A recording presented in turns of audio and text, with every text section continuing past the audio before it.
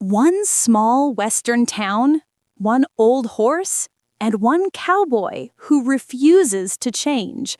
While everyone else drives trucks and looks at their phones, he still rides across the dry land in his hat and boots. Today, we have a cowboy story for you in B1, B2 level English. We'll tell it like a small audio drama, with clear pronunciation and natural dialogues. The story is called The Last Cowboy of Dusty Creek. Let's begin. Music under the first part of the story, then fades down. Cowboy Jack Ryder was the last real cowboy in a small town called Dusty Creek. The town used to be full of horses and cattle. Now there were pickup trucks and neon signs. But Jack was different. He still wore his old brown hat, his leather boots, and his long coat. He rode a horse named Thunder and woke up before sunrise to work on his ranch. One hot summer morning, Jack rode into town on Thunder. The streets were quiet. Dust moved slowly in the air. The only sound was Thunder's hoofs on the dry ground. Jack stopped in front of Mary's diner, tied Thunder to a wooden post, patted the horse's neck, and said, "Don't worry, boy, I won't be long." Inside the diner, the air was cool. The smell of coffee and fried eggs filled the room. Mary, the owner, was a woman with kind eyes and gray hair in a bun. She smiled when she saw Jack. "Morning, Jack. The usual?" she asked. Jack took off his hat, sat at the counter, and said, "Yes, ma'am. Coffee, eggs, and toast. And maybe a story." Mary laughed. "You and your stories.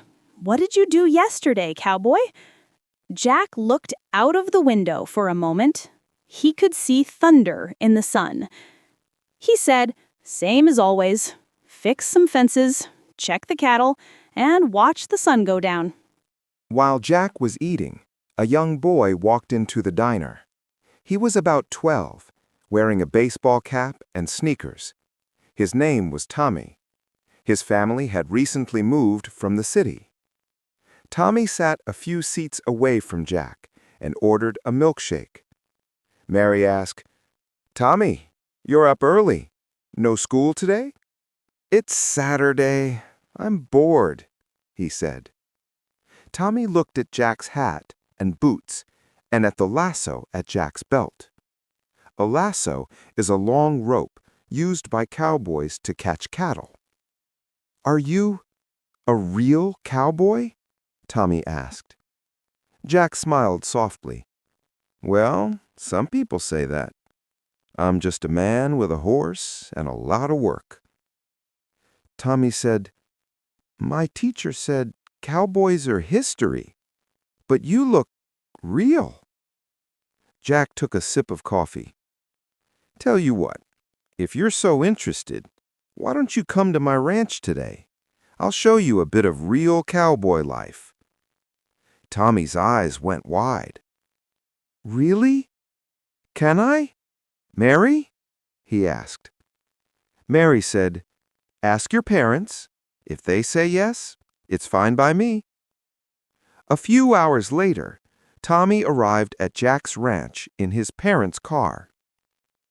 The ranch was simple: a wooden house, a barn, a few fences, and open fields. Jack was near the barn, cleaning Thunder's saddle, the leather seat on a horse. "Well, look who decided to visit. Ready to work, kid?" "It's so quiet here. In the city, there's always noise."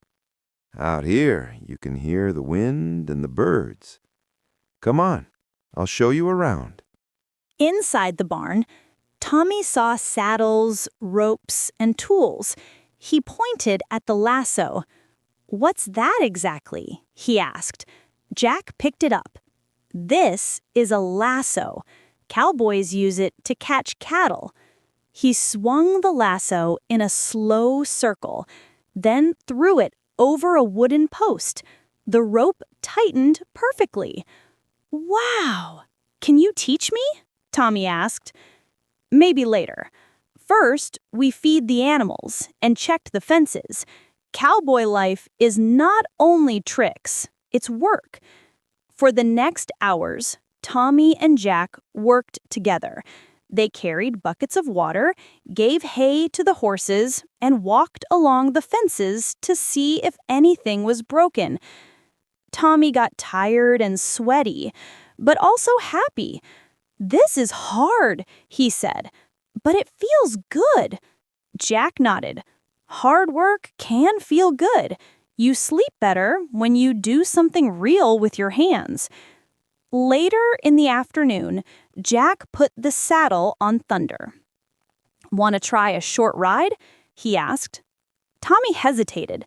"I've never been on a horse," he said. "Then today is a good day to start," he answered. He helped Tommy onto the horse and walked next to him, holding the reins, the straps used to control a horse. "Sit straight. Relax," Jack said. "Thunder is a good horse. He won't run unless I tell him."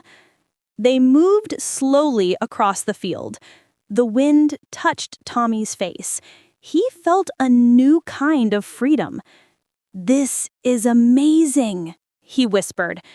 "For me, this is everyday life, but I never get tired of it."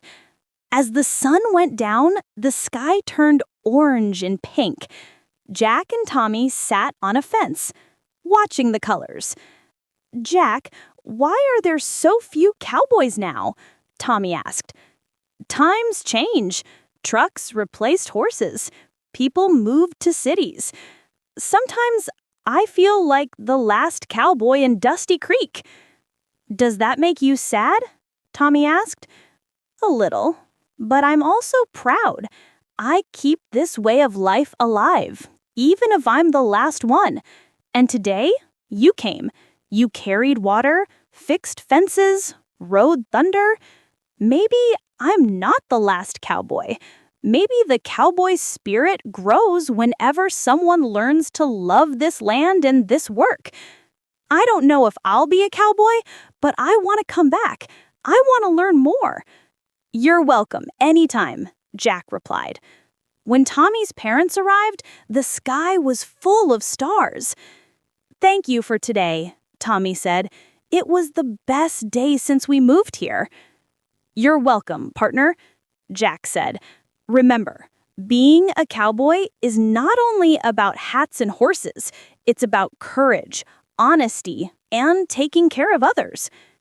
As the car drove away, Thunder walked closer and gently pushed Jack's shoulder. Jack patted the horse and whispered, "Looks like we're not alone, old friend. Maybe there's still a future for cowboys in Dusty Creek." The stars shone over the open land. The world was changing, but for one more day, the cowboy life was still alive. If you're at B1, B2 level, you can listen again, pause, and repeat some lines. You can also answer in your own words. What does being a cowboy mean to you? Thanks for listening to our Easy English podcast. I'm Luke. And I'm Grace. See you in the next episode.